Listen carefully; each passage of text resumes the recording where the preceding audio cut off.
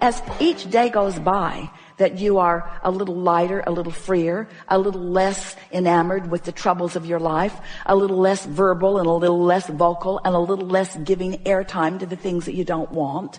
As you cease doing more and more that thing you've been doing that has been holding you in a vibrational frequency that has been making you resistant to this upward motion, you become more buoyant. It's like the cork floats right to the surface unless you hold it under the water. And as you play with this idea of finding better and better feeling thoughts, you become just more naturally buoyant. And then the better it gets, because in that lightheartedness that you felt, you described this feeling of immeasurable relief when your mother made her transition. That's what it feels like when you're not holding yourself in resistance to your natural energy and flow. So the first thing we would do is set the stage the night before, acknowledge in the morning, and then do our best to stay on that high-flying disc as best we could through the day. We've written book after book after book and filled them with process after process after process, all with the intention of helping you to release resistance. And all of them are effective. The better you get at understanding how these laws of the universe work, the more you can apply these processes. Recently, we've been saying to you, and we mean it with everything that we have, don't work too hard at trying to get back on the disc, because once you fall off, there's enough momentum that almost any struggle or effort that you offer will be counterproductive to you, because you get defensive. You try to justify. You try to explain to somebody who's not even asking, well, you see, why I'm not on the disc is because of that and that and that and that and that. The less airtime you give to the explanation of why you don't feel good, the less you'll hold yourself in that other momentum that is counter to what you want. So we just be as happy as we can be, as long as we could be. And then when you're aware that you have fallen or that you have chosen a different disc, then we would apply these simple techniques. We would say to ourselves, I'm aware that I'm not really where I want to be. And I'm aware that any attention I give to being where I don't want to be is just going to practice that vibration longer. So I'm going to do the best job I can of distracting myself from whatever it is that is at the heart of this newfound, less than positive, somewhat negative emotion. Then these are the tools that we would utilize in this order. If we could, we would take a nap, because slumber will start the day over again. If that's not practical, we would meditate. Quieting the mind accomplishes the same thing. And if you've been meditating for a while, you'll get really, really good at it. Making a list of positive aspects isn't a really good tool under those conditions, because you're already not on a very good disc. And so you're going to say it, but you're not going to mean it. And when you say things you don't mean, you just practice what you do mean. You see what we're getting at? So what we're talking about here is just managing your alignment, managing your connection. Your connection to what? Your connection to the energy, your connection to the vibration, your connection to the vibration of source, your connection to the influence of source, your connection to the path of least resistance to everything that you want. After a few days of playing with this, you're going to begin to notice, some of you already are noticing, synchronicity in your life, rendezvous with things that you cannot help but understand is the universe setting you up for understanding about thing after thing after thing. Now, you can reactivate yesterday's momentum by remembering what you were thinking about. And if you stay there for 17 seconds, you'll get that momentum going. But we really want you to hear that yesterday's momentum need not enter today's vibrational point of attraction. It's logical that it does, because you're habitual creatures and because you've got same friends that you visit with and you have these patterns that you've developed. But as you accept this small handful of things, first, all of your power, your point of power is right here, right now, in this present moment. An easier way for you to hear that is you have the power to choose any vibrational disc. You have the power to do it. You have the choice to do it, but you don't have sometimes the skill to do it yet, because law of attraction is yielding to you the vibrational equivalent of the momentum that you've already gotten established. So if you could accept from us, we are not kidding you at all, at all, at all.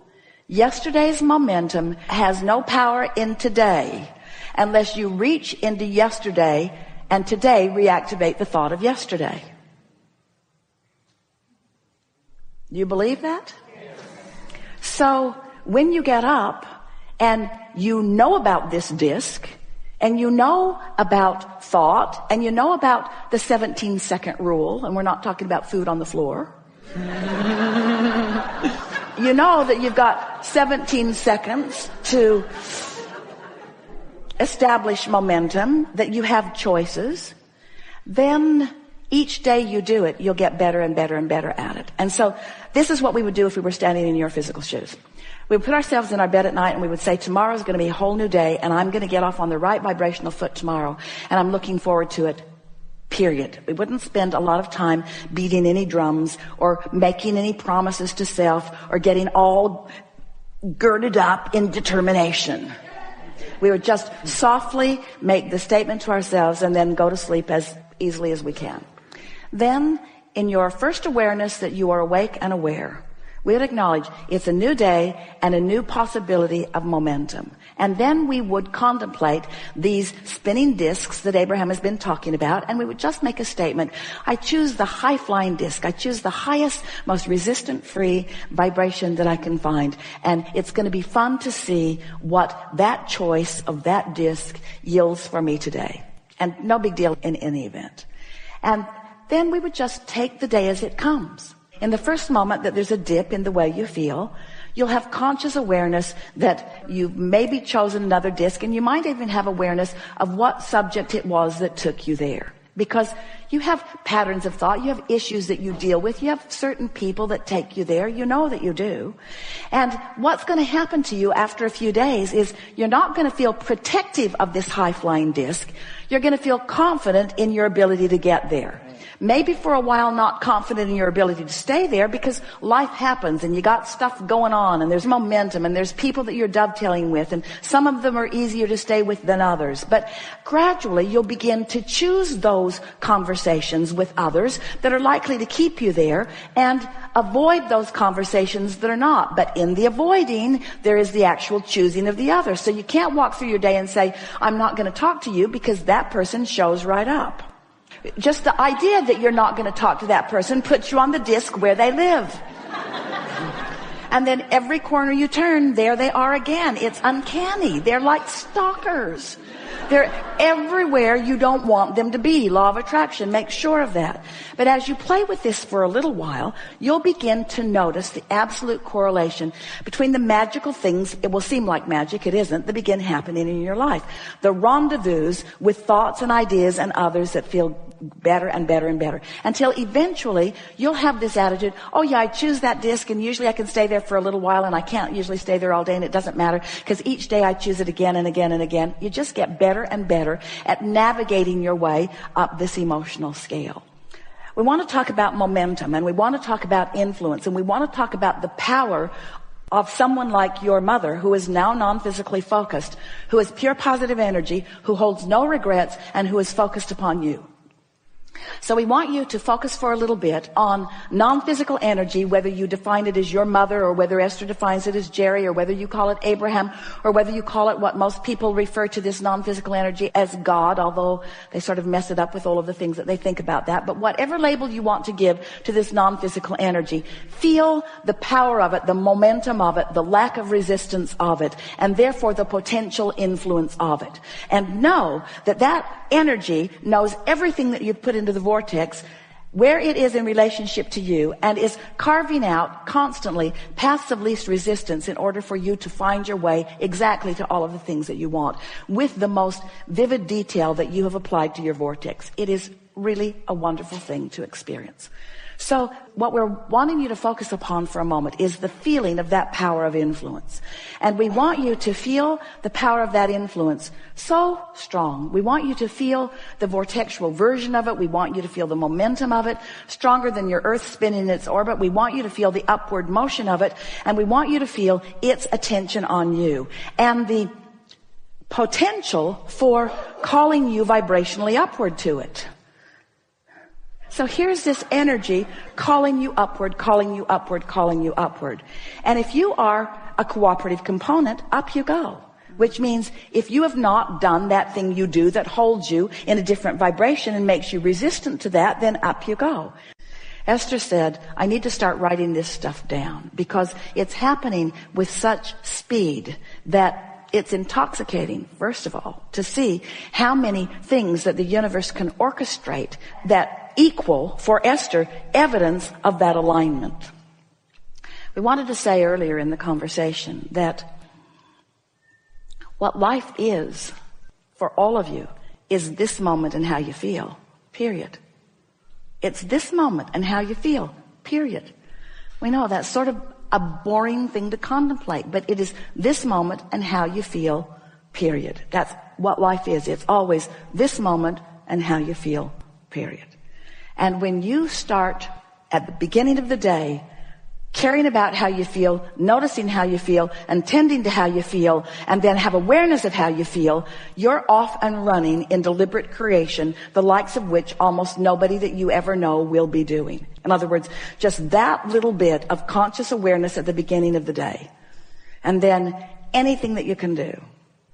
We think it's a really good thing when you realize that you're not where you want to be, to just hold the image of falling out of an airplane and hearing Abraham saying, hang on, it'll be over in a little bit. And just don't sweat over it. Don't suffer over it. Don't struggle over it. And this is the thing that we can feel it with you. We can feel it with all of you. We feel it with Esther on a daily basis. You are efforting at the wrong times. When you effort from a lower flying disc, you only practice the momentum of the lower flying disc. The harder you try, the more you encourage the momentum. And it's because of this powerful universal law. The more general you are, the more you slow the momentum. The more specific you are, the more you speed the momentum. So we'd plan the night before. We'd do our best that morning. We'd fly as high as we can. We'd crash and burn if we have to. We wouldn't sweat the small stuff, and it's all small stuff. And then we would acknowledge that this effort that I'm applying right now is counterproductive under these conditions. Or this attention that I am applying right now is productive under these conditions. And what's the condition? If it feels good, you want to be specific. If it doesn't feel good, you want to be general. That's really a good tool. It's really a good thing to understand. So somebody comes to you and they say, you know, I have an issue. It's someone at work. I have an issue about such and such. So as soon as they walk into your space, you feel yourself potentially slipping from that high-flying disc. So what would, given what we've just said to you, your best course of action be? To say to them, oh, really? What is the problem? More specific. Or to say to them, I have to go to the bathroom.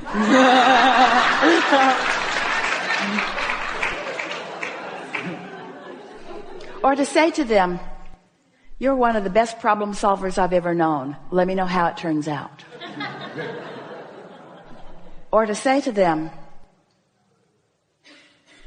I'm on a high-flying disc. And talking to you is a very high probability that I soon won't be on a very high-flying disc. Now let me explain to you about the high-flying disc. I want to be on the high-flying disc.